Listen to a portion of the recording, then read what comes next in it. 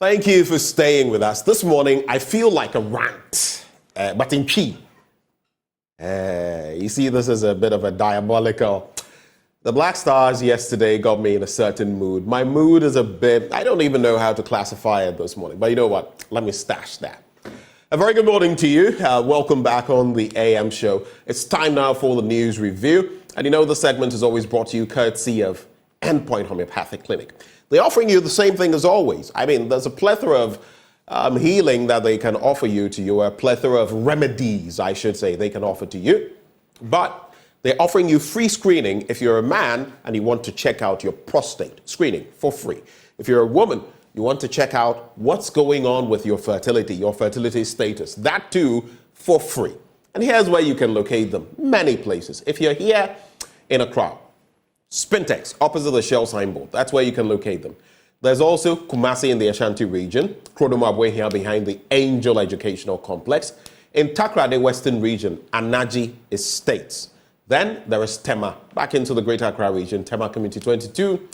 There's Techiman Hanswe and Siamanzama. If you'd like to call them, ask questions, make inquiries, the numbers are 0244 867 068 or 0274 234 321. Endpoint Homeopathic Clinic, the end to chronic disease.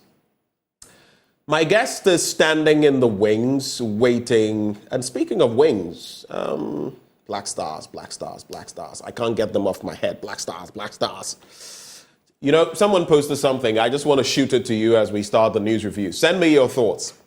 The person after Egypt equalized for the second time put pen to paper or typed on social media, listen, can we not have one tournament, just one, where the Black Stars go into a tournament and qualify? It's a straight qualification without Ghanaians having to do the permutations, and if we win our next match, and if they draw, and if these ones lose against that one, and if we, the mathematics, like, can't they spare us for once?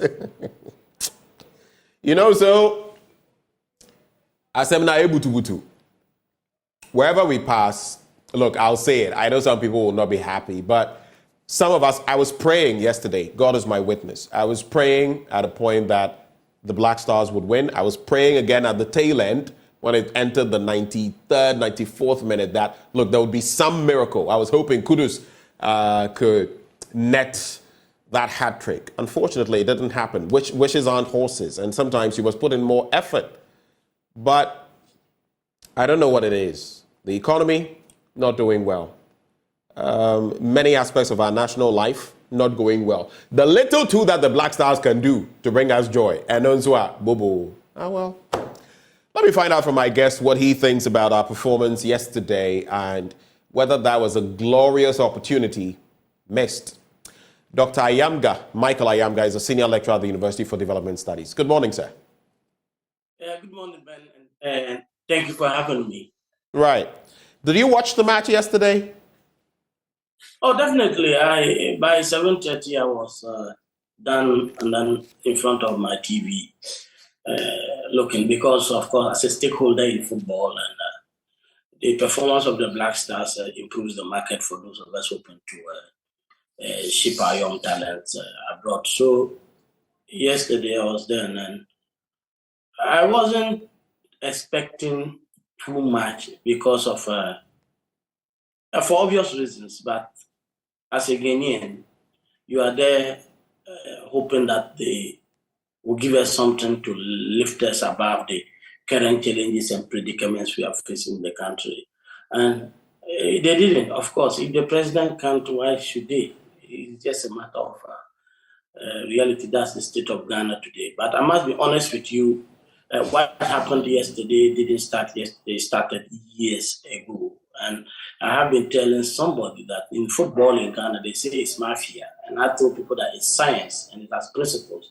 And those who apply the principles correctly get rewarded for it. And that is why Comoros and Cape Verde can play and beat Ghana. These were things that you wouldn't even dream of years ago. Then you see, as somebody in football, we have a system that allows the wrong players to express themselves and go on to the bigger stage. For every player playing in the national team, in the junior national teams, there are about 5 other players that are 100 times better than them.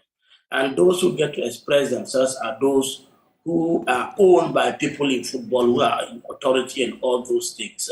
And it's a very sad event.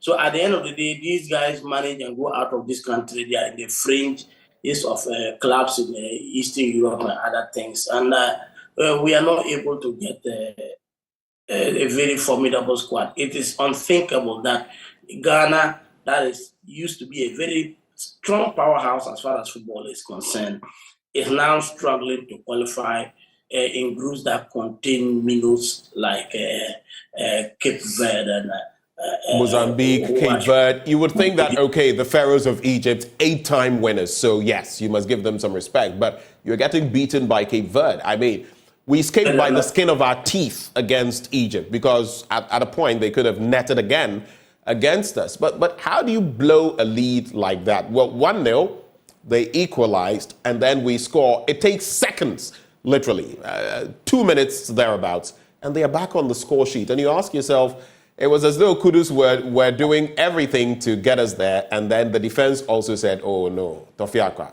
yeah, it won't happen. Sad situation, really. Yeah, I think, you see, they'll normally say that there's one way of winning a match and 999 ways of losing it. Mm-hmm. The coach the one way, and then the rest of us can talk about the 999 ways. Yeah. But the truth is that for years, normally I don't do something without learning. For many who know, anytime I go to Germany, I take coaching lessons. So in my club, I do most of the coaching. And when I was on the bench yesterday, I realized that, you see, you had a game that was in high tempo, you were struggling, and you don't introduce someone without the experience to slow down the game at the time. I wanted to see Andre in that game. If for nothing at all, he just hangs on the ball, falls each time. That's how Egypt has been beating us. So why can't you learn these things going forward? I don't want to blame the coach. I think that, you see, is one of the, let me say, rather uncharacteristic coaching team we have had in this country. You have a coach that was more or less handpicked by the Jubilee House, and the assistants hardly picked by the GFA. And then when Otto Addo left, this transition took place. And you can see that the team plays just like the way the technical team is. It was gathered from all over the place without a philosophy and without an agenda to win games. So at the end of the day, I don't want to blame the team, because yesterday I saw something that looked like a Black Stars that we have known in the past. They didn't win the game, but if you are honest, they played very well. And I think that it's a lesson to everybody that you don't interfere in football the way we did, especially with the appointment of coaches. I think the GFA and the rest of us have our share of the blame. But going forward, I think we need to be consistent. We need to come back to the drawing board. Hey, I was talking with somebody the other time in football, and he thinks that we should have our own league and forget of the GFA. Because to be honest, when you enter football and you want to apply the principles of productivity, the things that have made us successful in our respective fields, they keep you there, teach you until you become a crook and a criminal. Then they now allow you to function. Who keeps you there and teaches you until you become a criminal? The GFA? Yeah, if you live in Ghana that you don't understand football, it is not that you don't know how to invest. It's not that you don't have the resources to train players. It's just that you don't know how to be a coach. And they will make sure that you begin to learn those things before you go on. I'm not talking about the top hierarchy. I'm just talking about the football from the grassroots way or upwards. It is sometimes disheartening to see the things that are going on. I happen to travel across West Africa a lot and Africa a lot. And when you go and see these countries like Niger and those fringe countries, developing football at the grassroots is just marvelous. And we come here and anything you want to say is mafia. We believe in hurting each other and pulling one thing over the other rather than developing the game and applying the laws. Our chickens come home to roost. We can't expect to do the wrong things. And then when we go onto the field, we think God is a Ghanaian and football is a Ghanaian language. No. So from where you said, give me a straightforward answer. You manage a team. Should Chris Hughton stay or go on the back of these performances? And what if he qualifies the team? What if through some miracle we do qualify? What would you say in respect of that? I want to be honest with you. When I look at the team, I don't see a coaching problem. I see... You don't see a coaching problem? No. Okay, so the problem is not Chris Hughton. It's... No. So where does the problem lie? The problem lies in the way we develop players in this country. These players grew from the junior national team. And I can tell you, Ben, on authority, that they are not the best in the country. You realize that any player that finds the opportunity to express him or herself is owned by somebody in the top hierarchies of football. They will give me your player. If you don't give them, the player can be Lionel Messi. You never find expression. And these junior coaches, young people, sometimes some poor young guy somewhere who is struggling to get a ball, finally get somebody with potential. And you show up because you have been elected to hold a position, wanting to take everything and give you one letter ball. And sometimes they don't allow them, and these players don't get to express themselves. And at the end of the day, they go into the national team, and then they go out of this country, and yet they are not the best. I can tell you there's one national team, the junior national team coaches. He coaches a big team in Accra there. I don't want to mention it, and that is the problem I have with the people in the football, because I see what I see. This man got to the camp, and players have been selected for him, a coach who is supposed to manage a team, and you bring somebody to select. And that is how come he eventually left the team. I got to know this because, of course, I happen to be close to some people. I want us to be very honest with ourselves here. Right. We can't eat out and have them. We ought to allow the principles to play out. Okay. And if we don't, I would think it's just a business for an individual. And when you are in authority, you think it is time for you to be rewarded the office. We can make progress. We need to apply the principles of productivity that will apply everywhere. That brings us. Otherwise, it's going to be a very, very, very difficult thing to see the Black Stars moving forward. Let's put in a 5 to 10 year program towards stopping the decline in our football, and then just agree, let Chris Hughton stay. Let us build our game from the ground up. And then also let's do an inquisition. And I told somebody, well, I'm ready to lead that inquisition as a football person. Let's talk to the footballers. Anytime I'm in a flight, I meet many of them, and then you start talking. If you hear what they say, even when they are on their way to the national team, you will expect them to win. Because none of them come in there thinking they want to die. And one told me that you can't just come in and you are risking your career and somebody is carrying girlfriends into hotels and those things. I mean, this was somebody on the way to represent the national team. I was in the flight there with my family, and you can imagine. So if a player playing for the national team has this at the back of his mind that he's being used for somebody's enjoyment, do you think that we were willing to put in all the crime tackles and good point. Good point. No. Good point. So the level of sacrifice and all of that is in there. Of course, we saw that infamous bit when cash had to be flown because some players had held, the system ransom, that if you don't give us our bonuses and this and that, all of that has happened. And look what happened. I feel that tournament was one where we could have probably, because we're the only team that withstood the might of the German mineshaft, the German machine. Yet, that tournament, I feel, was probably our best bet. Not even, South Africa. That tournament was our best bet. Yet, we squandered it owing to politics, NDC NPP politics in the footballing fraternity and the system, and moneycracy. So I guess there are two areas now that, if you want to talk about money, you can focus on politics and our football.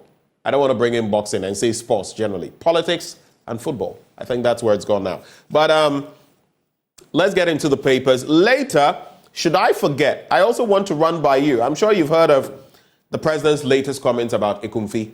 If I forget, remind me. I want that to be at the end. But let's get into the newspapers now.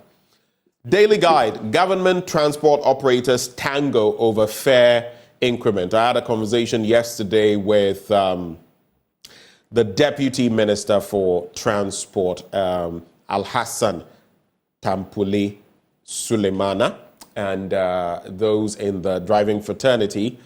A free anchor admits blood oath swearing. That's what the Daily Guide says. NPP disqualifies 17 parliamentary candidate aspirants. 33 go unopposed. 1 dead, 5 injured in fresh Boku shooting incident. Celebrities advertising alcohol. Supreme Court sets April 10 for decision. On the back page, Kouyaté exits AFCON to mourn dad. I'm talking about Nottingham Forest's defender Sekou Kouyaté, who has left Senegal's Africa Cup of Nations squad following the death of his father. The 34-year-old was forced to leave the camp following his father Bangiugu's passing on Tuesday and attended his funeral in Senegal's capital, Dakar, Wednesday afternoon. Our hearts go out to Monsieur Kouyaté. I am used to criticism. Goalkeeper Andre Onana is likely to be included in Cameroon's lineup for today's Africa Cup of Nations group game against holders Senegal after returning to training with the team on Wednesday.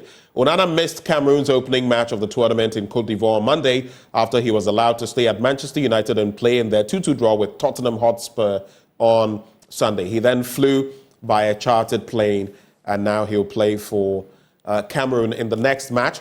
I was drunk during sexual assault. Dani Alves says so, former Brazil international. And fan turns referee in FA Cup game. All right, so let's get into some other stories now. And where should I even start? Let me start from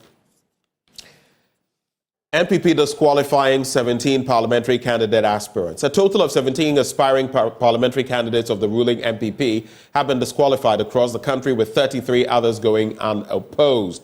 The party, which announced the decision, said this was recommended by the National Parliamentary Vetting Committee and the National Parliamentary Appeals Committee in their reports. So if you look at the tail of the tape, those who qualified, 322, disqualified 17, those who stepped down, 3, those who went unopposed, 33, and those with a court process hanging over their heads, 1. Okay. Then there's also a free anchor admits blood oath swearing. Former NDC Director of Elections Elvis Afriankra has stated that he devolved into the hubris of occultism to prove he carries out his work with utmost integrity in the interest of his party. According to him, the blood oath to the party was arranged at his own request prior to the 2020 general election while he was the NDC's Director of Elections. Afriankra indicated in a statement issued yesterday that, for the records, the said ceremony was arranged at my own behest ahead of the general elections of 2020 when I was the Director of Elections of our party. It is yet another example of how I took my role and how committed I was to ensure that we did our work with utmost integrity in the interest of our party and its members and supporters. He also said, if I compromise and sell my party out for money for this coming election, may I die and my firstborn also die in my place. Afriankra and his cohorts supposedly swore. But here is where, again, when it comes to the practice of journalism, I have my concern. He never stated anywhere that he was admitting to occultism. But that is what the story is saying. Anyway, I always say that little surprises when you see certain things in certain papers. When it's against the NDC, you will see certain things in certain papers and expect it. When it's against the NPP, you will see certain things, even if it's not true, in certain papers. I feel we should get past that, but it's not my call. So those are some stories there. Let me just add this one, and then I'll let you come in, Dr. Ayamga. So the Supreme Court has set April 10, 2024 to deliver a judgment on a ban imposed by the Food and Drugs Authority on celebrities advertising alcoholic products in the country via any medium. Marcos I, the manager of Reggie and Bully and Screwface, is at the Supreme Court challenging the 2015 FDA decision aimed at protecting minors from being influenced by celebrities to take to alcoholism. The FDA regulation states that, quote, no well-known personality or professional shall be used in alcoholic beverage advertising. He argues, among others, that the FDA's ban on celebrities advertising alcoholic beverages is discriminatory against the creative arts industry and denies them of a revenue stream. Yes, any quick thoughts on these matters, Dr. Ayamga? Yes, let me just take them the other way up. Let me start from where you ended. I think that it is against the rights of an individual to prevent him from using his talent and his gift because it influences other people. We should work towards regulating the way advertisements are done. Usually, maybe to times when many of these young people that we don't expect to be influenced are in bed. Sometimes I'm surprised that I'm sitting down and watching TV with my 7-year-old kid news actually, and all of a sudden you have either betting or some alcoholic thing coming in there. It's problematic. We can put those things at times that we don't expect these young people to be out there. But I expect the Supreme Court to lift that ban and allow them to practice their trade. We cannot use the law to enforce what we should use common sense to protect. So I'm on the side of the celebrities on this one. They are free to advertise alcoholic drinks. It's not the issue of them, it's the issue of our homes, our parenting, and the way we structure things in our media. So we can rely on that. I also think this Afri Ankara thing is interesting. I saw the thing circulating on social media and I was like, is this a joke or is it a serious thing? But hey, just like the first one, people have the right to believe what they believe. We are a secular state. I'm the son of an evangelist. My mom was a pastor. I was brought up, I grew up with the Bible and so on and so forth. But it gets to a point that I think we don't have to pretend that everybody is a Christian. And where we think the worst things are not happening in church and people fear the world more than they fear church. If that is the way of getting politicians to keep to the truth, I would like it. In fact, I think we extend it to every minister entering office. Right. Anybody keep it. If that will keep them honest to themselves. Yeah, so it's much ado about nothing. Somebody and his worship somewhere, freedom of worship. I just want to brush that aside, even though for comical reasons. I say let's make that the oath of office rather than a private ceremony, if you ask me. Yeah. Let me then ask you about this last bit. Government transport operators tango over fare increment. In recent times, I mean, I had an extensive conversation on this yesterday. In recent times, the GPRTU, ProTour, I mean, the Concerned Drivers Association of Ghana, all of them have been talking about an increment in fares on the back of spare part prices, lubricants. Well, fuel has stabilized, so there's no concern there. Charges at the DVLA going up. Now there's something that they mentioned. I honestly didn't know about it. Delinquency charges, where let's say you're supposed to renew your driver's license and you don't renew by a day or something, that you pay another 30% on the charge. Among others, you know of the vehicle income tax now. There's also the emissions levy or the eco tax. And they are saying, listen, they've not even considered the emissions levy, the eco tax, and the VIT yet. And they want at least 20%. So if those come in, it could mean a further increment in tariffs. But the Transport Ministry has said they didn't go through the proper channels. Usually they would meet and all of that. But when you look at the system, what is your reading of that situation? What do you make of it?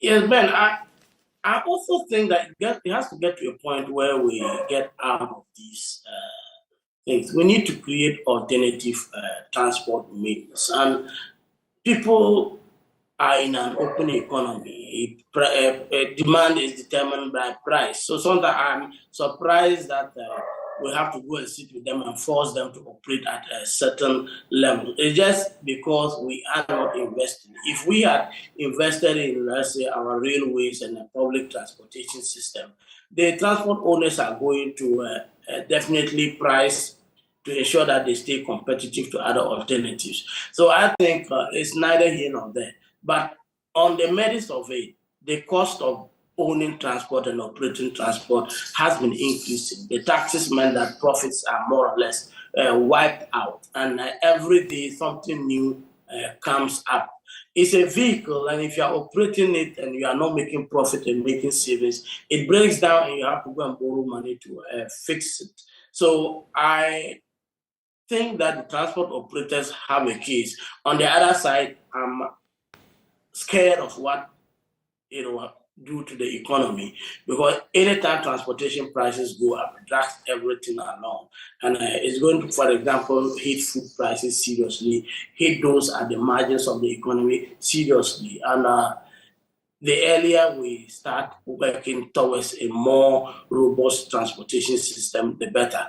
But I believe that at the end of the day, we should be able to balance this and balance the need for a realistic fair system against the need to prevent the economy from boiling over. We've already seen inflation beginning to taper out there, and we are all celebrating. If food prices start going up, it's going to be problematic. I expect that food prices naturally will go up because we are going into a dry season thick, and people will start emptying their supplies and entering the market. And I expect that to happen. If that is coupled with increases in transportation prices, it could mean some problem for us economically. But hey, the hardship in the country is too much.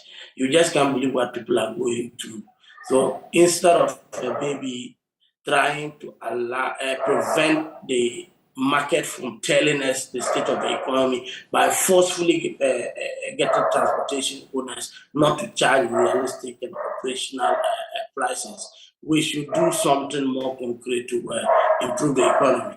If the water company, the electricity company of Ghana are all expected to charge realistic prices, we shouldn't expect transport owners to do otherwise.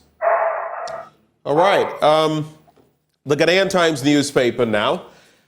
And chieftaincy dispute, tension mounts in Kede as chief calls for intervention to avert conflict. Turmoil in Tewu of TUC as two groups break away. Then there's also long travel time impedes access to healthcare. Then there's disregard 20% increase in fares. Transport Ministry alerts the public on the back page of the paper. Nsue hat-trick earns Equatorial Guinea win over Guinea-Bissau. It was the battle of the Guineas. And then Ashanti Warrior shines in McBone's promotions event. And finally, we'll also see 1/16th MTN FA Cup draw slated for Monday. All right, so let's get into some of those stories very quickly. And I'll start from page 3, that tension mounting in the Kede area. The chief of Kede, Osaberima Ajare Tenadu II, has called on the Eastern Regional Coordinating Council to take immediate steps to enforce the ruling of the High Court to avert bloodshed in his traditional area. He said tension was mounting in the area as a result of unlawful activities of a rival faction that had employed unorthodox means of removing him as the duly installed chief of the area. Addressing a news conference at his palace in Kede yesterday through his lawyer, Captain Nkrabia Ifadati, retired, he said per the court's ruling, he remained the legitimate chief of Kede, and it would be unlawful for any other person to hold himself as such and purport to undertake any form of customary rights in the area. But you also know, Doc, of that situation where in Boku, we have another standoff on our hands. And it appears these pockets of incidents keep boding ill for us. But let me do these stories on page 9, and then I can get your reactions. So the leadership of the Teachers and Educational Workers Union of TUC Ghana says it is the sole union with a collective agreement and bargaining certificate to negotiate with the government on behalf of junior staff, some senior staff, and senior members of public and technical universities in the country. This follows a breakaway of two groups, namely the Tertiary Education Workers Union of Ghana and the Technical University Workers Association of Ghana, formerly executive members of TUC Ghana. The two new groups have successfully merged and resolved to form a robust alliance dedicated to advocating for improved conditions for their members across the public and technical universities in Ghana. What do you make of this? You are a teacher, a lecturer. What do you make of this development? And you can also share your thoughts on the Kede issue linked to what is happening in Boku. Yeah, let me start with the issue going forward. It's become rather a norm in the country now for members of the TUC to go their own way, citing lack of commitment from the broader trade unions Congress. And what they end up doing is making it easier for them to embark on industrial actions and to more forcefully push for their conditions of service. I am particularly worried that in the university now that everybody is preparing for something. You take it either UTAG or GAWA or TIW, somebody is not satisfied with something. And it is a worrying trend. The trade union seems not to be consultative enough. And sometimes before you say anything, they have gone negotiated and then come back and impose things on us. I think one reason I normally like to applaud the UTAG is that we have a system where our leaders have to go negotiate, come present it to us. When we say yes, then they go. In that way, you don't go, you don't find them being put in air-conditioned rooms and cozy land cruisers are bought for leadership and then they betray the rank and file of their members. But this points to the fact that people are losing confidence in the leadership of the Trade Union Congress, and they ought to be up and doing before we have no bigger umbrella Trade Union Congress. Right. But hey, it makes you more vulnerable if you go on strike and there's no critical mass, the government can isolate and deal with you. On the other hand, you can decide to take actions more easily on your own rather than within the PUC. So it's neither here nor there. They can take it up and then let's see how it goes. But I wish them all the best. For the universities, I have been telling people that we need to begin to adopt a more efficient way of keeping this whole thing called university in Ghana here. That will be a discussion for another day. But sometimes I'm worried about how big our universities are becoming in terms of labor and work and investment in other things other than the core issues of teaching and learning. And when you have these things happening, we are struggling to streamline the academic calendars and you have strikes looming all over the place. We need to get to a point where we have a more concrete discussion and come up with a structure that definitely allows for some long-term peace and stability in the tertiary education sector. Right. But in the issue of this Kede disturbance, you now realize that you have two factions. You will find the usual culprits, the NDC, NPP. And it's now more or less a political strategy to support a particular faction, because that way you get support in places you wouldn't have had. And this is one of the few times I normally take my hat off for the President Nana Addo Dankwa Akufo-Addo. The forthrightness with which he approached the Dagon crisis, he needs to apply that to the Boku crisis and also even this one in Kede here, because it is now becoming a common thing for people to just claim some seats on some skins and then align themselves to one party or the other, and you have a conflict that cannot be solved for years. If that goodwill is there, we should decouple politics from chieftaincy. It will do us a lot of good. You already have seen that somebody was shot in Bolga, the registrar of the Bolga Technical University. This is because of the conflict in Boku. There are a whole lot of loose arms there, a whole lot of people who have been driven out of their place and hands to hire to commit crime in their is very easy. That is because of the conflict in Baku. So it's not helping anyone. It is not helping our development agenda. And I think the time we all realize that politics and chieftaincy don't go together when it comes to who is the legitimate chief, the better for all of us. All right. There's also Yendi MP offers 210,000 Ghana cedis to 123 needy students. Farouk Aliu Mahama, and a total of 123 needy but brilliant students studying various courses in the universities and other tertiary institutions yesterday received a total of 210,000 cedis as scholarship fund from the Member of Parliament to enable them pursue their academic aspirations. I only bring it up because I interviewed him yesterday, and today I see this in the papers. I even had no idea, but anyway, kudos to him. My only question when these things happen, I often ask myself, if it's not from the common fund, where are members of parliament getting this money? I don't know. But sometimes, they engage different groupings. Some of them actually get a lot of support from other places. They find ways of getting resources to help. I've seen, is it in North Tone, Okudjatua Blakwa getting, resources, trying to help the library thing, the Sandal thing and all of that. But sometimes really you ask yourself, where do they get some of these resources? But me, I don't know. Let's get into some other stories and then we can get ready to wind down on the conversations.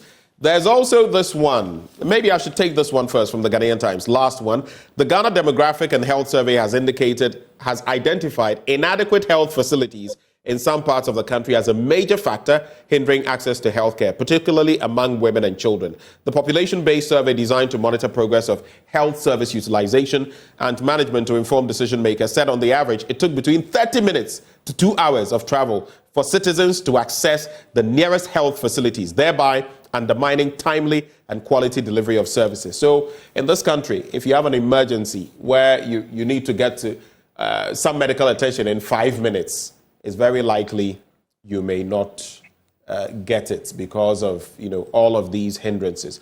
There's also the new weekend crusading guide, Ga East MCE on rampage, demolishes businessman's property for allegedly failing to buy her a plane ticket. You can get the details from there. But I want you to react to the time of getting to hospital. And the final one I want you to look at so we can cap off the conversation. We have a few minutes left. We've all complained about Mr. President in Mepe and what he said. I took the oath of president and everything. Some people lambasted him. I lambasted him a bit, but I also felt that well. But now the latest one really gets me scratching my head. Ekumfi, Mr. President says, Atukujo was your MP, and I made him a deputy minister, and you voted him out in the last elections. And because of that, I did not pay attention to development in your area. I have to be honest with you, but since you have brought it up, I will pay attention to it. Your reaction? Yes. So briefly, we have 2 minutes maximum to get out. When I read, I was disheartened, but you need to just look at how the president is approaching development. You realize that he's someone who is highly partisan, nepotistic, and other things. I've said it here and without missing words. And you say he's highly partisan, nepotistic, but once you become president, you are not president of a party. You are president of the people. Yeah, but that's what he is as president, and we don't need to garnish the words. It's disappointing for the president of the country to go and be picking out these petty things. And you want to develop a country, you need to have a policy, you need to follow it. Once you take the oath of office, you are the president of the entire country. When you do this and some people begin to look down upon you, not to respect you, become less committed to a government agenda, you go on and say they are sabotaging you. But the president going to tell this in the faces of people is disappointing. I'm beginning to think that we should put an upper ceiling on the age at which people can become president, because I felt that on hindsight, any politician who understands the political game will not say this anywhere. And I'm disappointed in the president just by this expression. It divides the country. It further polarizes everything we believe in. And if you go along these lines without recourse, to the need to unify the country, to be an example leader who unifies his people. And you go on to say these things. It's problematic. This is not the first time. Remember the flood victims when you want to tell them he shouldn't be here if votes were the issue. Yeah, I mentioned that. So I mean, pattern, the evolution pattern of the president, and not only are they distasteful, they are disgraceful, and those handling him probably has to take a closer look at his notes before he speaks or force him to say on script. Well, if he goes extempore, I don't know what you'd have to say. But anyway, thank you very much, Dr. Ayamga, for joining the conversation. Dr. Michael Ayamga is a senior lecturer at the University for Development Studies, and he joined the conversation. Belated happy birthday. I couldn't do this yesterday. Belated happy birthday to Mr. Job Osei, the procurement manager of Fuji Oil Ghana Limited and the CEO of Green Generation Farms Limited in Techiman. You've always been great at sharing and caring. May you be blessed tenfold with the love that you have been given or you have given unselfishly to others. It's from Ellen White and of the Joy News Impact Makers. That is the message to you, Mr. Job Osei. In case you're wondering, in case you missed it, what I'm going to be sharing my blunt thoughts on today, I'm giving it to you now.